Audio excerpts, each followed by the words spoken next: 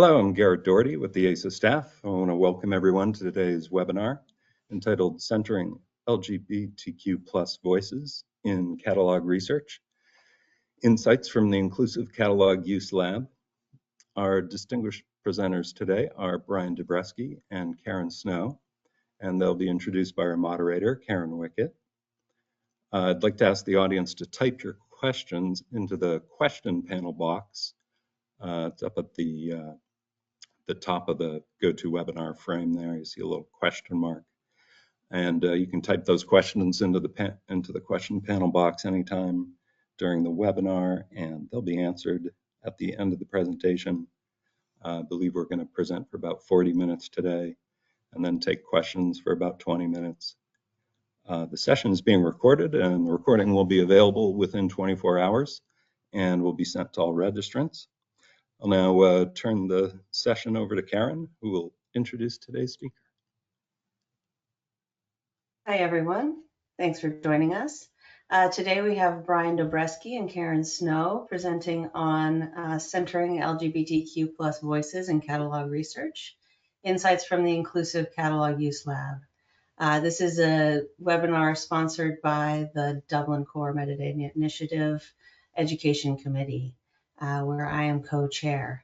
Brian Dobreski is an assistant professor in the School of Information Sciences at the University of Tennessee, Knoxville. His research focuses on the practices and implications of knowledge and information organization, as well as the concepts of personhood and personal identity in information. He's a founding member of the Inclusive Catalog Use Lab, which in 2024 received a National Leadership Grant from the Institute of Museum and Library Services to further the work in supporting the needs of LGBTQ+ library users. Karen Snow is a professor and the PhD program director in the School of Information Studies at Dominican University in River Forest, Illinois. She teaches in the areas of cataloging, classification, and metadata, and her main areas of research are in library cataloging ethics, competencies, and education. Dr. Snow co-authored the core competencies for cataloging and metadata professional librarians and the Cataloging Code of Ethics in 2021. She is also a founding member of the Inclusive Cataloging Use Lab. So thank you both, Brian and Karen. As Garrett said, we're going to have your presentation and then we'll do a Q&A for the end.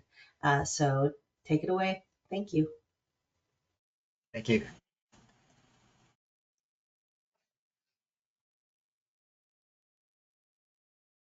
And I think Karen Snow is going to get us started here. All right, welcome everyone. So thank you for the wonderful welcome and introduction. I'm Karen Snow, as I said, a professor at Dominican University, and we're happy to be here today to talk to you all about the work we have done thus far in the Inclusive Catalog Use Lab and what's yet to come. Lots of exciting stuff to come. So if you can move the slide forward, Ryan. I think, or am I supposed to do that? Sorry, I lost the share. Give me just a second here.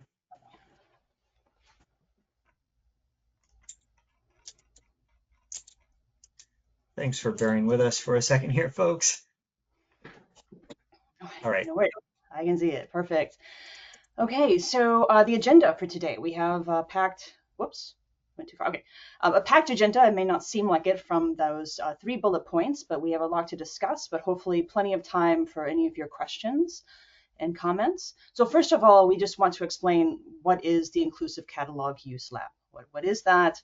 What we have done thus far, and what are we doing now? And what are we doing going forward? So let's go ahead and get started. So next slide. All right. Okay. So first of all, just to kind of provide some context and background to this and kind of some reasons why we started this lab.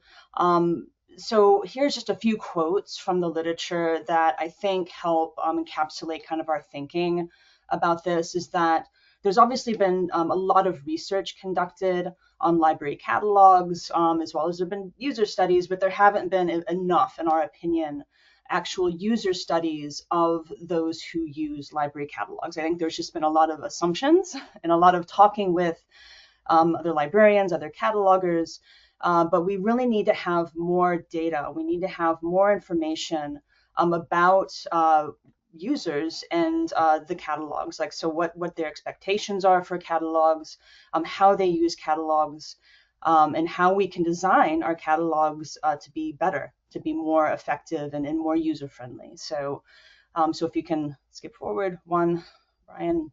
And so after some discussions, this kind of was the seed of this lab was planted several years ago during a conference when we, Brian and Heather and I, who are kind of the co-principal investigators for this lab, we are having a discussion, right, about users and the catalog and the vocabularies used in the catalog. And it became that even though we've had these discussions for many years, we're like, you know what? We need to actually do something about this. We need to actually start conducting research. And so that's why the Inclusive Catalog Lab, or the ICU lab for short, was created so that we could start doing this work, right? So just one part, right? We can't do all the things, right? We can't do all the research, but we need to start somewhere. So we decided to create this lab so we can start conducting user studies and other sort of research related to that to help add to the research literature to help users and use the catalog better and more effectively. So so we're starting off with some groups, specifically LGBTQ plus users, that community, but that's not exclusively what we're going to be looking at as we talked about. But like I said, we had to start somewhere. So if you want to learn more about our lab and what we've done so far and who's involved, you can go to this link here. It's just icu-lab.org. Okay, next slide. All right. So like I said before, this idea for the ICU lab stems from our desire to have more information and to dig deeper into this idea of social justice and knowledge organization, because KO is historically interested in social justice for marginalized groups. This is not something that's new. Yet we've noticed, once again, from what's been done so far, members of these groups are not always consulted. Okay, so we wanted to include those members. And so we decided to start with the LGBTQ plus community, as I said before, to start these discussions and this research. So next slide. And even though we're not exclusively focusing on LCSH in our research, even though that's kind of a big a big part of it. So Library of Congress subject headings, or LCSH for short. There's been a lot more discussion about subject vocabularies and their inability to truly capture the terminology that especially minority communities use. And so as it says here, it's not well adapted to LGBTQ plus concerns, partially due to literary warrants, right? The use of literary warrant for term creation in LCSH is necessarily poor in terminology to describe marginalized groups. Oftentimes, the treatment of gender and sexuality is treated, often clinical and pathologizing. And then libraries have tried to move away from using LCSH. That is especially, especially in the last 20 years, libraries have been moving away from exclusively, at least, using LCSH. Such as using this vocabulary called homosaurus, if you're familiar with that. If not, you can just do a search for homosaurus. And that one's kind of focused on LGBTQ plus resources and users. But most in the US still rely on it, Library of Congress subject headings and library catalogs. That's the dominant vocabulary. But like I said, there's been some movement to supplement LCSH to replace it in some cases. But although academics have analyzed the inadequacies of LCSH, especially vis-a-vis other vocabularies, LGBTQ plus community members as users have not been investigated. So that's where we're going with this. So next slide. Let's see. And so I think, Brian, I think this is my final slide, and I'll pass the torch to you, right? So Sure, yeah. Okay, so just to kind of confirm that. So our first study that we did as as the ICU lab, me, Brian, and Heather Morlaison Sandy at University of Missouri, was to conduct this study where in this case, it was not a user study, to be clear. We just looked at 3 different vocabularies: Library of Congress subject headings, the Library of Congress demographic group terms, and Homosaurus. We kind of compared them to see kind of the differences in those vocabularies in terms of how they describe LGBTQ plus identities specifically. Okay, so there were some really interesting results from that, probably not surprising, so to speak, but if you would like to read that, we have a preprint version that's freely available either using this link or this QR code. But this was kind of our first kind of dip our toe into the pool of this research that we wanted to keep building on. So Brian, if you want to kind of take it into our next segment. Yeah, so I'll tell folks a little bit about what we found from this study. But again, this was a preliminary work kind of before we got to the users. The stuff with the users themselves is much more interesting. So I'll just kind of take you quickly through what we found from this preliminary work here. And so we chose 3 different vocabularies to look at together: LCSH, LCDGT, which is a thesaurus of demographic terms, and Homosaurus, as Karen had mentioned earlier, and try to take a look at specifically how they overlap, agree, or disagree on terms related to LGBTQ plus terminology. So just trying to get a lay of the land of what could be happening in catalogs currently. And as Karen mentioned, if you're not familiar with Homosaurus, it's a controlled vocabulary that was designed specifically to represent concepts of interest to the LGBTQ plus community through their perspective and their terminology. It's actually got a bit of a longer development life than you might expect. It's been around for a while, but it has undergone continued development and expansion in that time. And it's also seen some adoption within libraries, often used in combination with LCSH. Just to give you an example of what you find in Homosaurus, here's just a few examples of terms in that resource. You can kind of get a feel for the tone and perspective of the Homosaurus here. We see slang terms, right? We see multicultural, multilingual perspectives, and also some very complex concepts represented within this vocabulary. And if you might not be familiar with LCDGT, it is the Library of Congress demographic group terms. It's a bit more recent, but it has been around for about 10 years now. As a kind of separate resource from LCSH. It was initially designed to provide demographic terms for authority records, but it has also seen some uptake into bibliographic records as well. It is a faceted vocabulary, meaning most complex concepts are broken down into separate terms that you could then put together as needed. For example, if you have transgender Christians, right, you would use transgender people and Christians. And so you would facet, both of those terms together. There's not a single term for that concept, but you can compose it on the fly using the faceted terminology available here. Let's see. So the basic method was we started with the Homosaurus and took a look through what was version 3 at the time and selected out just the terms that referred to a person's identity. So the terms that could answer, what kind of person is this person? We took those terms, there's about 600 of them, and then we looked in LCSH and LCDGT for equivalent or closest matches for these terms.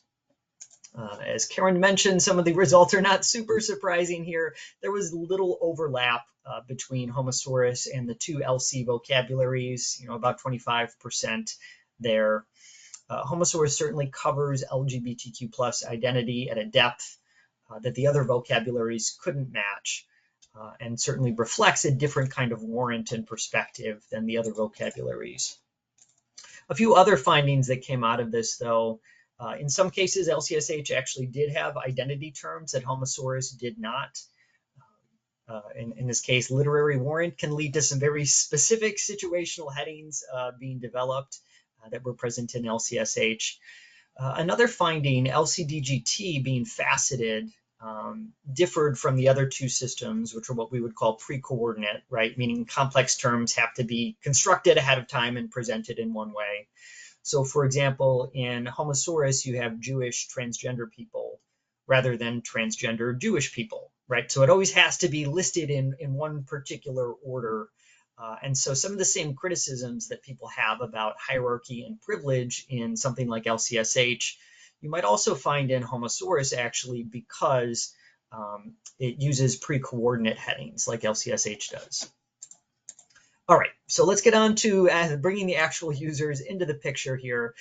We are very fortunate that we received some startup funding from the ICUL's organization that allowed us to take our study actually to LGBTQ plus users. And so I'm going to talk about the work that we did over a year or so. It took a long time to do, as user studies do, but a lot of interesting findings came out of it. So to do this set of interviews, we started by recruiting within various online groups dedicated to LGBTQ plus reading, and you can see a few examples there. And specifically, we were looking to talk to adults who identify as LGBTQ plus, who are US residents and who had prior experience using the catalog. So that's kind of our little population of interest here. There are two different publications out there. There's a lot of data that came out of this study, right? And so I'm going to tell you some things that have already been published, the initial users survey, and then some of the findings from the interviews. We do have a journal article covering the entire data set and all the findings, which is under review, and we're very optimistic will appear in publication a little bit later this year. We'll give you a sneak peek of that today, but not too many spoilers on that one just yet. But still plenty to discuss with these earlier studies. So the first step, let's see, was a survey, right?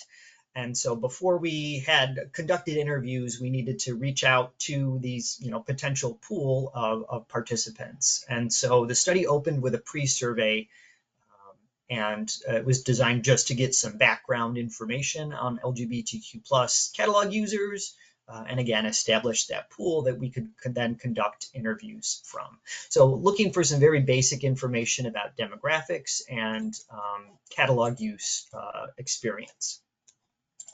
It was a pretty brief survey itself, and it went out through those channels that I mentioned earlier. It asked some basic questions on catalog use as well as some basic demographic questions. Now, the most interesting responses came to one item, and I'm going to focus on that here today, which was an optional free response question where survey respondents were asked to self-describe their gender identity and sexual orientation. So they just had a blank box, tell us about yourself here. And I'll show you in a moment how they told us about themselves.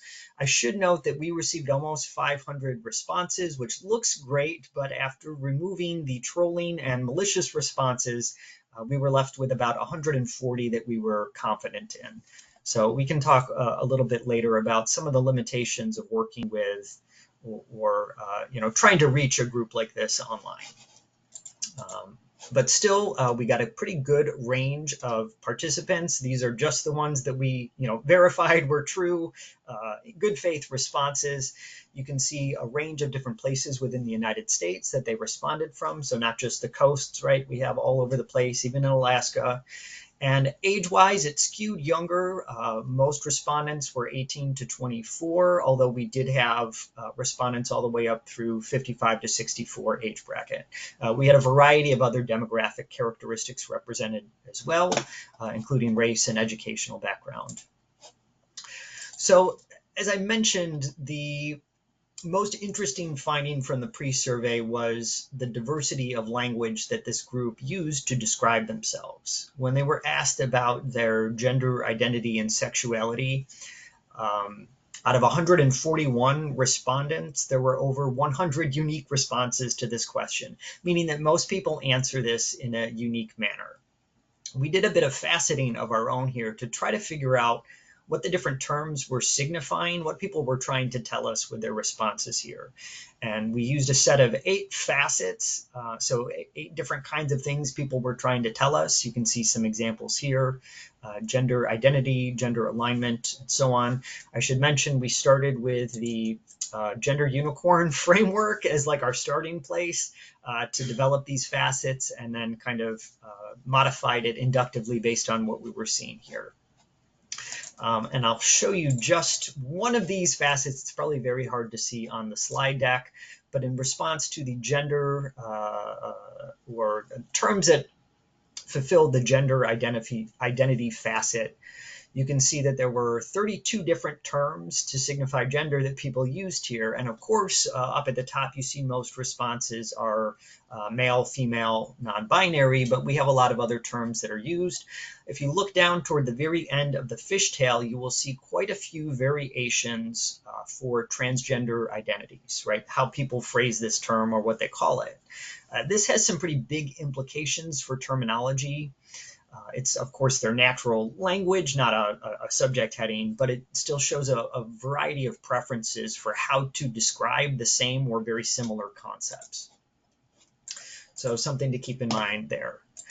From our pool of survey respondents, our next step was to conduct interviews. And we started with again, those 141 good faith responses, and then we used purposive sampling to make sure we invited interviewees across a range of the different demographic traits. In the end, we had 15 full interviews that were completed and usable.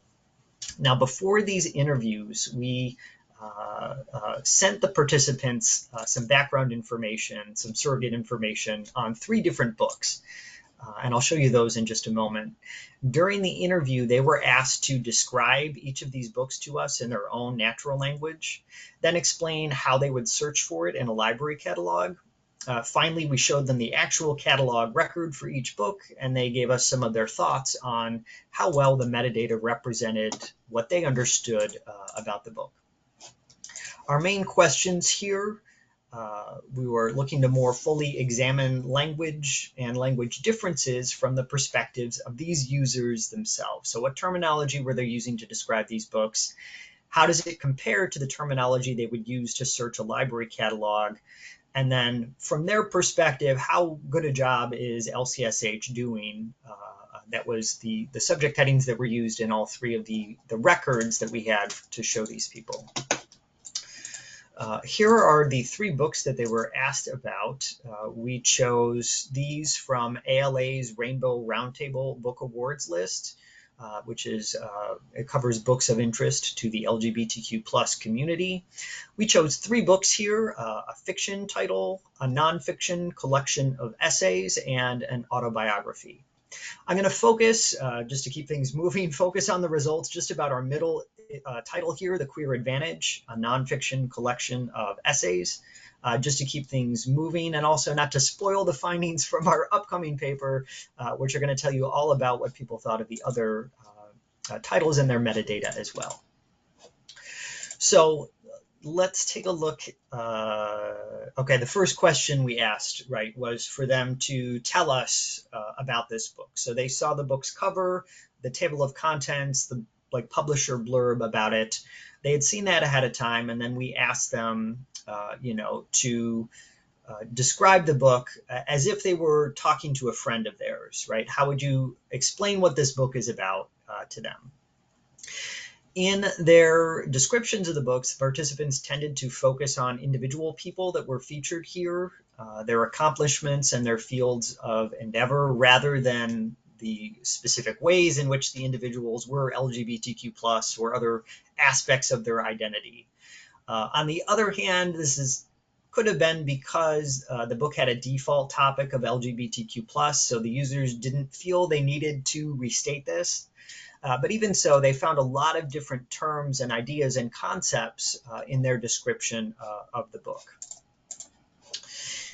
When they were asked to search the catalog, so we didn't actually have them search the catalog, we just asked hypothetically, if I put you in front of the catalog right now, what would you type into the search box to try to find this?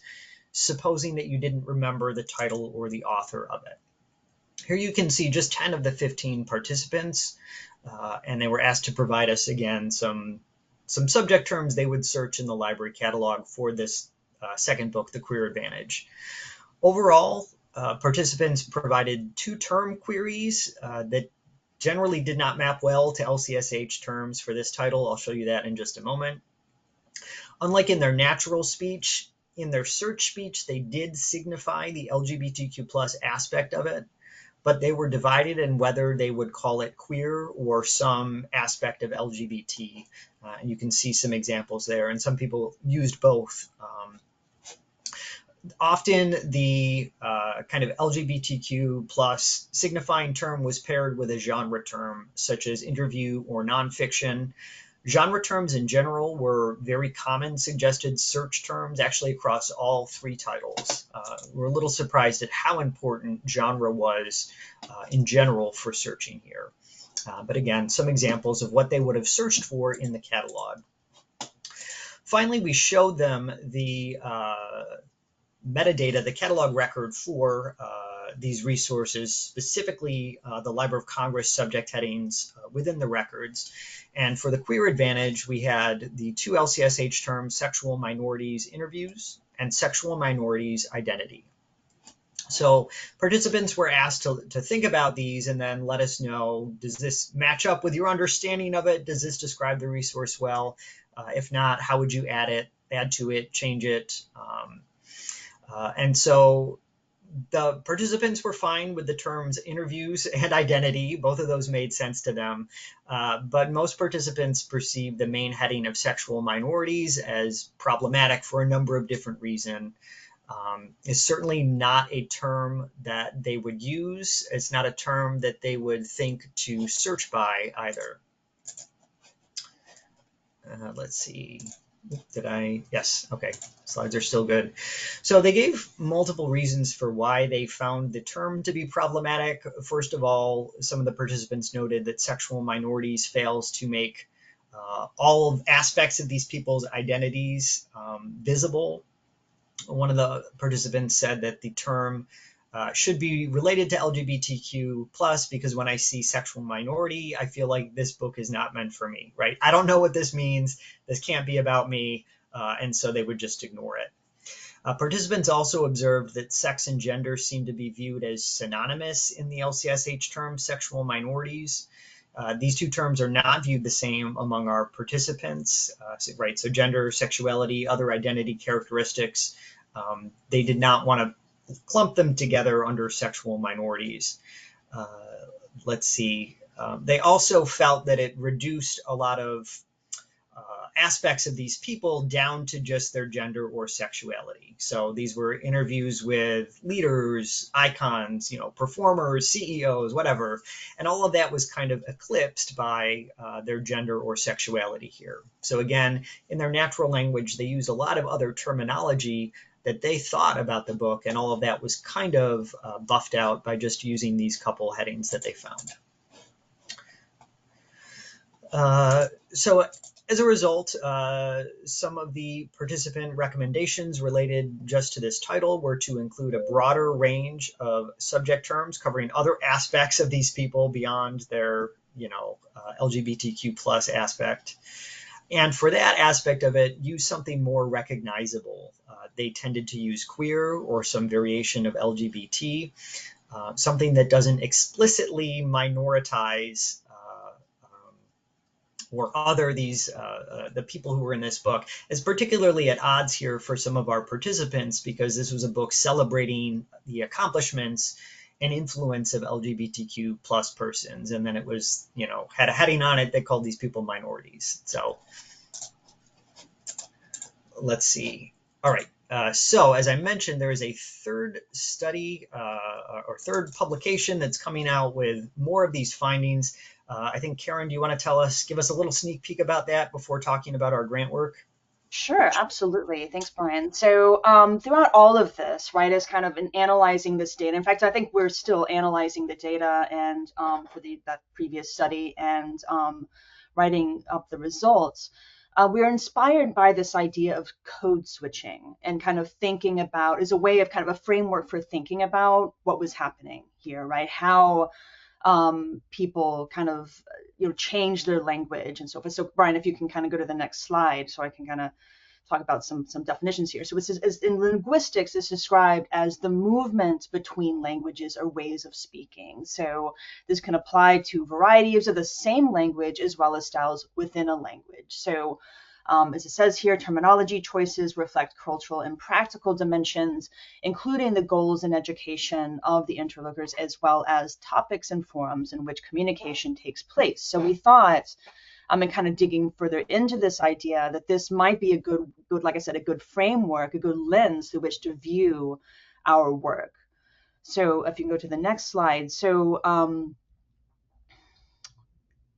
we decided to kind of explore this further, right? So in kind of looking at this more specifically from like the knowledge organization point of view and like marginalized communities, we can see how even though the kind of dominant, members of the dominant community tend to be the ones that create knowledge organizational systems. So if you think about like Library of Congress subject headings, that's not primarily created and maintained by mainly minority or marginalized communities, right? It's the dominant community, and so therefore that's the language that is frequently included. So as it says here, right, the members of marginalized communities can be outsiders to dominant uses of language, and in these instances are forced to code switch, so to speak, when interacting with dominant institutions. So same thing with us with the catalog, with various knowledge organizational systems. So and in this way, we must consider the tacit aspects of the social dimension of knowledge as it relates to the vehicle of the terminology of end users. So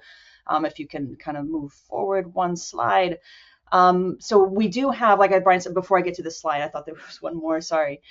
Before we get to this, we do have, as Brian says, we do have another article coming out that kind of talks about that a little bit more, but we already have an existing article in Knowledge Organization that came out in, I believe it was December of last year in 2024, that kind of dives more into this idea of code switching and the catalog and various vocabularies. So if you're interested in that, we encourage you to read that. But getting back, I guess, kind of circling back to user studies again, we have lots of interesting stuff in store here. So our current work is exploring user-informed approaches to enhancing library metadata for the LGBTQ+ community, which is an IMLS-funded national leadership grant. So IMLS being like a federally funded department, right, of the U.S. federal government, the Institute for Museum and Library Services. And we applied for this grant over the last couple of years, and we received it. Thankfully, it was very tough competition, but we were very excited to receive this major funding. And it's a 3-year grant. So we started officially, it was in August of 2024, and we'll be working on this through summer of 2027. Work is already underway. So one more slide, Brian. Okay, so the research questions that we have for this specific study are these. So how do adult LGBTQ+ library users understand and make use of current library catalogs and metadata? And then 2, could library metadata be enhanced to better reflect the language needs and uses of LGBTQ+ library users? If so, how? And what would the impacts be of these changes? So kind of building on kind of some of our initial questions and interests, and we want to dig deeper, right? We've already done all this really great research so far, but we feel like we needed to kind of shift it to the next level and dig a little bit deeper into what we're seeing. So next slide. So there's obviously us, me, Brian, and Heather are the co-principal investigators for this grant and the study. We have a pretty superstar advisory board here. We're very excited to work with these amazing people to help guide us in this process, as well as amazing superstar research assistants as well. But we have a great group that we're going to be working with that we're hoping to learn some really interesting information from this study, gather some really interesting data so that we can add to the body of knowledge on this topic. So next slide. Okay, so just briefly, and then I'll go into a little bit more detail here momentarily, but here is our basic research plan. We have 3 phases to this study, essentially 1 phase per year. For the first phase is already started. It started in August of 2024, and it'll continue until July of 2025, where we actually conduct user studies with LGBTQ+ catalog users completely online. We're planning to use Zoom. So we're not going anywhere physically for that. So that'll be phase 1. Phase 2 will be the next year. So metadata enhancements based upon what we learn.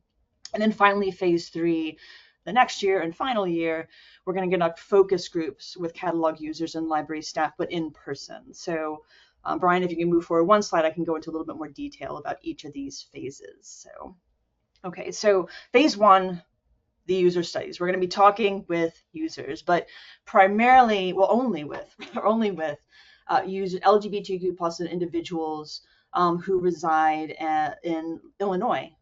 So we figured, as opposed to trying to expand out and conduct this user study, geographically expansively, we decided just to focus on Illinois because it's fairly diverse in terms of its population, and we figured that this will be a good kind of representative sample that we can use, and then perhaps it can be duplicated in the future in other locations, but we're just going to start in Illinois, working with consortia CCS and Rails, which between them represent over 400 public libraries. So we're just going to focus on LGBTQ+ individuals who either currently or potentially use Illinois public libraries, these specific ones. So we're going to be talking with 50, ideally 50 adults, LGBTQ+ individuals.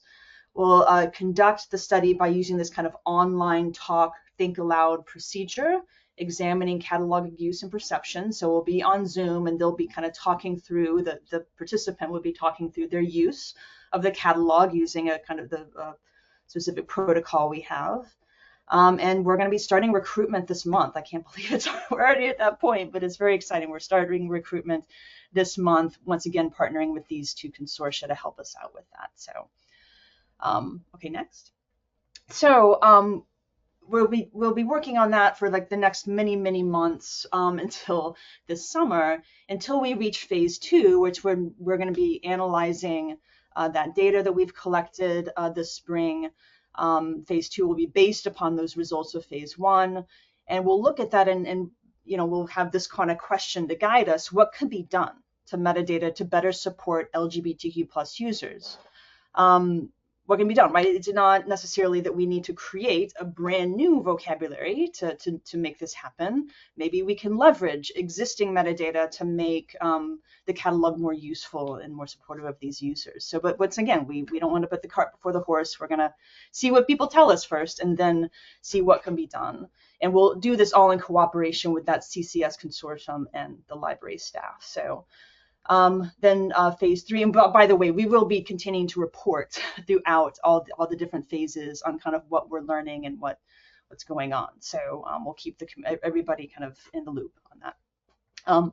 Phase 3, we're going to conduct some focus groups based upon what we've learned. So taking those phase 2 designs that we've come up with back to the users to see what they think. Right. So we're going to come up with some solutions based upon what we've learned in phase 1.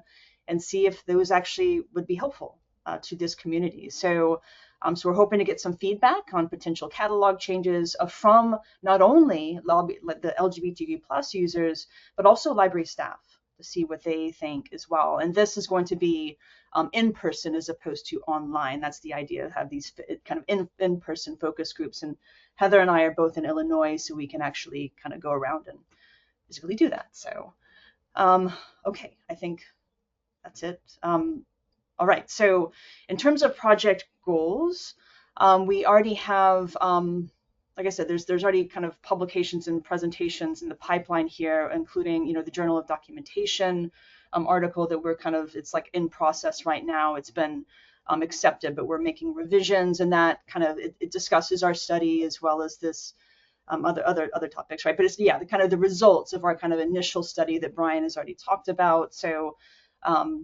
So check that out. Hopefully that'll be out sometime in 2025. We're also been approved to present at ALA Annual Conference in Philadelphia this June 2025. So those of you who are able to attend the American Library Association Annual Conference this summer, come see us. It's sponsored by the Rainbow Roundtable, and we'll have hopefully some preliminary. We won't obviously have anything definitive by that point, but we'll hopefully have some preliminary data to share with you all at that point. And then there'll be more, right? We have plans to present, publish much more based upon this study. So we're also, the idea is to have open data sets for our user studies, the enhanced metadata record sets and focus groups. That was part of our proposal, is to make this open, as well as kind of best practices, guidelines, and recommendations that we come up with based upon our findings. Once again, we want to share this very widely with everyone, library staff, LGBTQ plus users, anyone who's interested, so we can have this as kind of like a framework, as some sort of guidelines that others can use to improve their catalogs for this particular group, and also maybe utilize this for other marginalized groups as well. It doesn't have to be necessarily for just this particular community. So kind of use it as a template to go forward with other studies that can be, user studies that can be useful for other groups as well. So I think that's it, unless you have something else to add to that, Brian, that I did not mention. No, I think that's a great overview of what is going to be keeping us quite busy in the next few years. But really, we're really excited to be getting this study underway. Excellent. Thank you, Brian and Karen. So folks, participants in the webinar can put questions into the question box, and I will read them as they come in. But I have my own questions, so I always have lots of questions. So I will go ahead and start off with my questions. First, I wanted to ask, you mentioned in your survey that you had some issues with you had a huge number of responses, but they weren't all good faith, genuine responses. So I wondered if you could talk a little bit about how you winnowed out the ones that you felt were genuine responses to kind of move forward with the survey. Yeah, that's a with the interviews. great question, Karen, and it's something that caught us a little bit off guard, but subsequently speaking with other researchers who do research with LGBTQ plus community, we found out that we're not alone in facing this problem. What's interesting is that we posted specifically to LGBTQ plus groups online, and yet somehow still it ended up getting picked up by other people. We think one of the motivating factors was that the survey, people took it, but if they were selected for an interview, there was compensation for that. And so perhaps some people just wanting to get, go through the interview and get some money maybe. The pattern of responses, we were able to see IP addresses for respondents. And so what we would see is the same IP address, take it, 10, 12 times in a row within a matter of, 5 minutes, just clicking through, doing the most basic information, and submitting it. And so it was very easy to tell when it was, here's someone who was just spamming responses to it. The other less frequent were kind of trolling or malicious responses, where we could tell by the terms that they, put in the box that they were, not really taking the survey in good faith. It was very apparent when that was happening, and so we did not feel uncertain at all about which responses we had to throw out there. But most of the bad ones that were thrown out were the repetitive, minimal response, where we think the person was just trying to get money from. So again, we were overjoyed to see hundreds of responses come in. When we took a look at what was going on, it was a little more dismaying. But even so, to have 140 or so, good responses, gave us a lot of good data to work with. And so this is something we're aware of now, has happened, and we're going to be more, I think, ready to face it in this current project if that ends up happening again. Thanks. You mentioned in your discussion of the sort of the identity terms that people used as you sort of grouped those together and thought about what they represented, that you used the gender unicorn framework. For anyone who's not familiar with that, could you give us a quick introduction to what that is? Yeah, so it was a kind of infographic, I guess, that was presented. There's like a little unicorn on it, for example. But it was developed to try to facilitate conversations, particularly in like college classrooms, about gender and sexuality, and making sure that people understood, these concepts are different. If someone is transgender, they could be, identify as, gay or straight. That these things are different dimensions, right? Rather than just a single term. And so the gender unicorn kind of broke that down into a few different facets. So we took that as our starting point. So here's sexuality terms, here's gender terms, here's, sexual interest or romantic interest terms. And we found that it did a pretty good job of parsing out what we were seeing in our responses, but we did end up adding a few more facets in, and we turned to other resources for what to call those and how to identify them. Actually, I had a really fantastic research assistant, Oz Wallace, who spent a summer trying to figure out what was going on with those terms and the different kind of facets that we could use to present them with. And so again, it's just kind of one take for our data on how to explain what was going on there. Thanks. I wonder, in your work in general, with your advisory board and such, it seems this kind of your advisory board, well, it's an IMLS project, right? So your advisory board looks very information science or library, cataloging expert, and right, you have an excellent advisory board there. I wondered if you had talked to any sort of scholars from sort of queer studies or sort of media studies that sort of engaged more directly with the sort of LGBTQ identity development, kind of more, like scholars in that sort of more focused in that area as kind of participants or advisors in this project. Yeah, did we just lose our cameras here? My camera cut out. All right, I think we can still hear each other. Okay, I'm just gonna turn off my camera for now. I think we're back for a moment. Yep, it turned itself off. But I still hear you. Okay, Karen, do you want to start with this one? Yeah, I mean, I could say that like Billy, right? Billy Alvina is someone who kind of fits that description that you talk about. That she's done a lot of research in this area, and she's formerly of the Homosaurus editorial board. And I believe like Vanessa, right? We invited her because she's also done a lot of research, not this specific area, obviously, but I think that we maybe not have the specific what you're talking about, but I think we have enough kind of adjacent that really would address fill that need. So Brian, did you have any further? Yeah, that's a great point. I think, right, like the Homosaurus group is very immersed in that, in those studies and that literature. My camera came back, hurrah. Okay. Brian's still the 3 dots. So. Yeah, we'll just roll with whatever's happening here.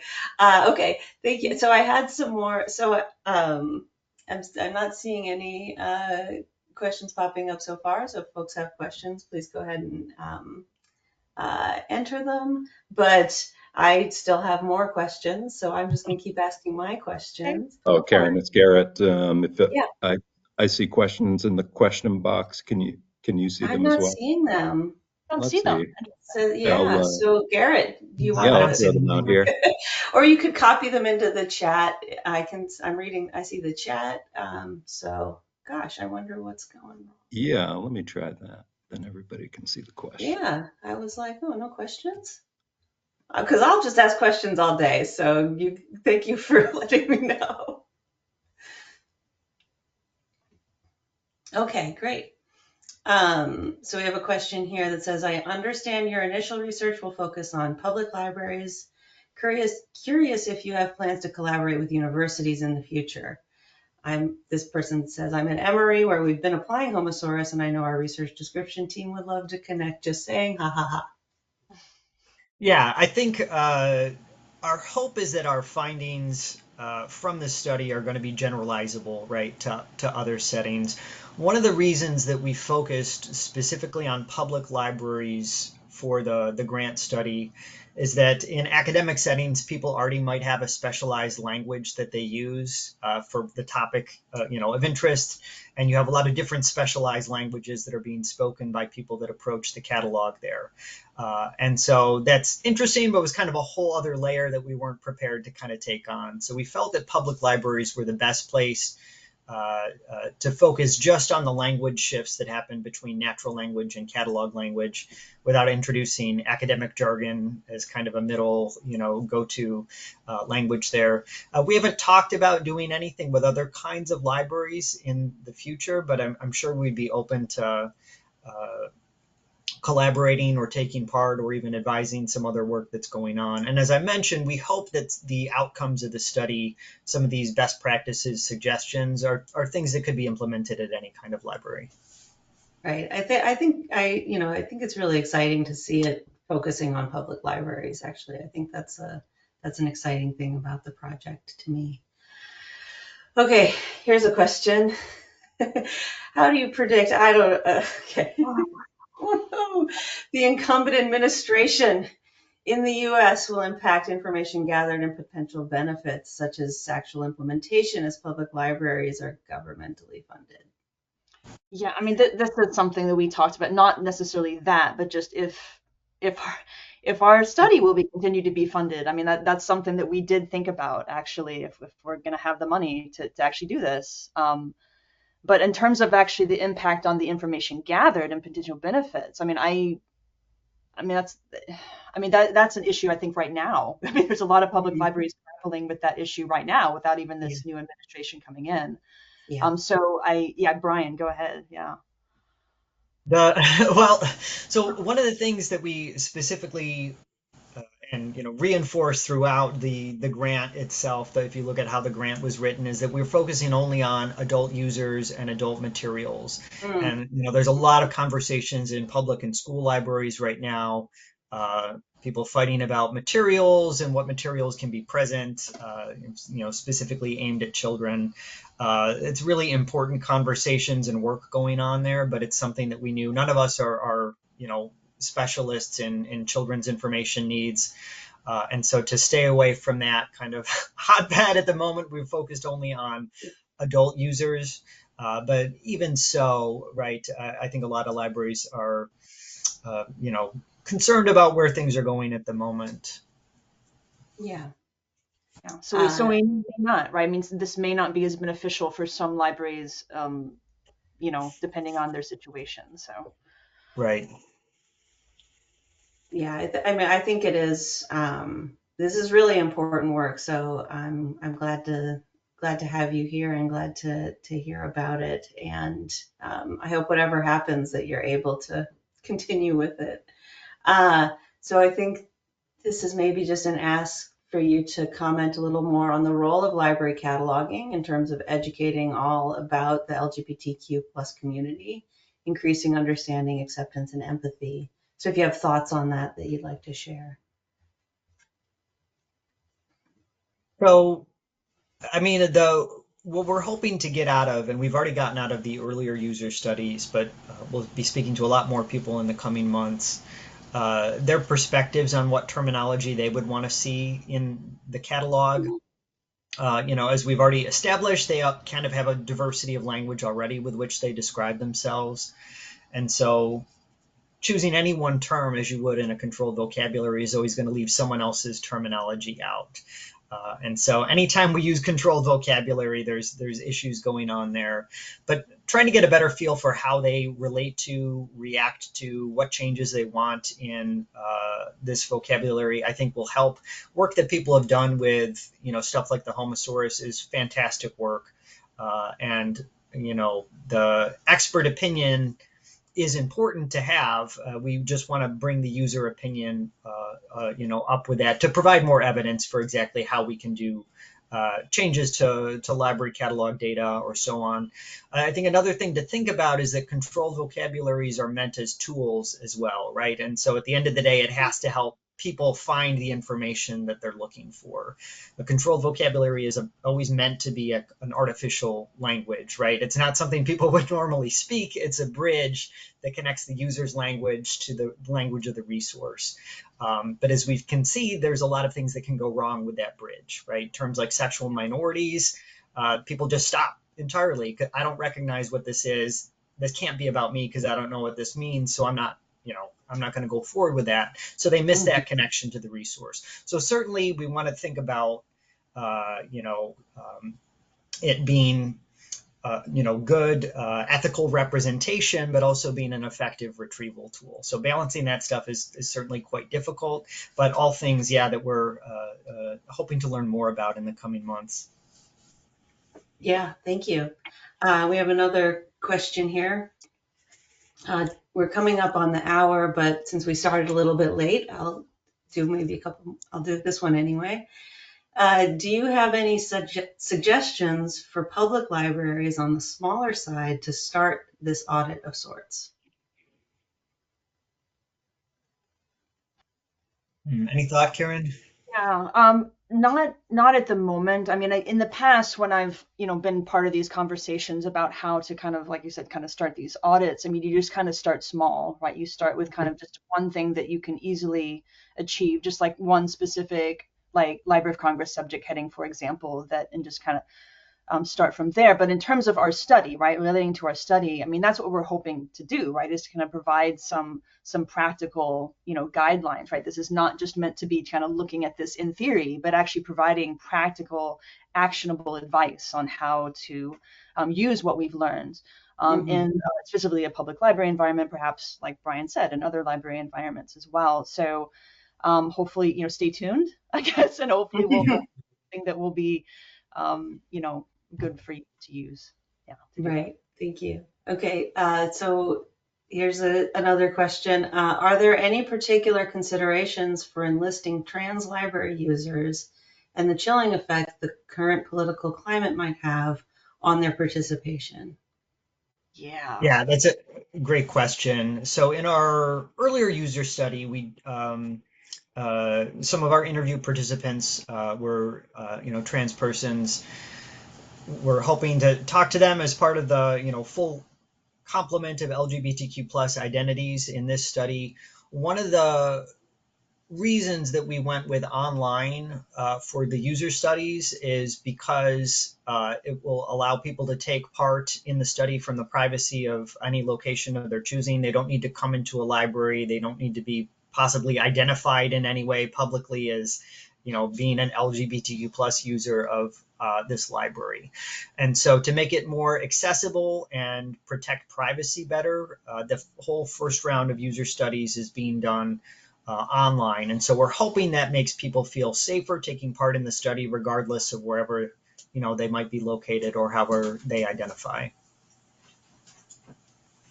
And also, I mean, not perfect, obviously, by any stretch. Illinois, I think, is a little bit, is much more kind of inclusive in that sense, and kind of, there's not as much of this going on, the excluding and discrimination going on in Illinois. There's certainly not there. I don't want to imply that there's nothing happening in Illinois that's bad, but it's, I think, better than some places, for a little bit more safer for the trans community to be involved, hopefully. Yeah. Okay, well, we're just about out of time here. I want to thank our presenters, Brian Dobreski and Karen Snow, once again. If you have further interest in their study and questions, I'm sure they'd be open to contact over email. And I'm sure they would love for you to read their articles that they talked about today. And it sounds like they have one hopefully out soon in the Journal of Documentation, which I will be checking out. So thanks, everybody. This recording should be available soon through ASIST and also posted by the Dublin Core Metadata Initiative on our YouTube channel. So you can follow up more through that. Thank you, everyone. And Yeah, thank you so much, Karen, for moderating, and thanks to Brian and Karen for presenting. It's a very interesting webinar. We had perfect timing with the questions. Sorry to everyone for the camera outage. It was, we encountered it a couple days ago with GoToWebinar. They seem to have problems with cameras sometimes. Just to wrap up, I want to remind attendees that one of your many ASIS benefits is complimentary access to the webinars. A recording of today's webinar and a copy of the slides will be posted to the ASIS website around tomorrow and will be available to all ASIS members and paid registrants. Within 24 hours, attendees will receive an email with a recording of the webinar and a survey. I encourage you to complete it within 7 days. Again, I'm Garrett Doherty with ASIS staff, and thanks very much for attending today's webinar. Thanks very much, everybody. Bye-bye now.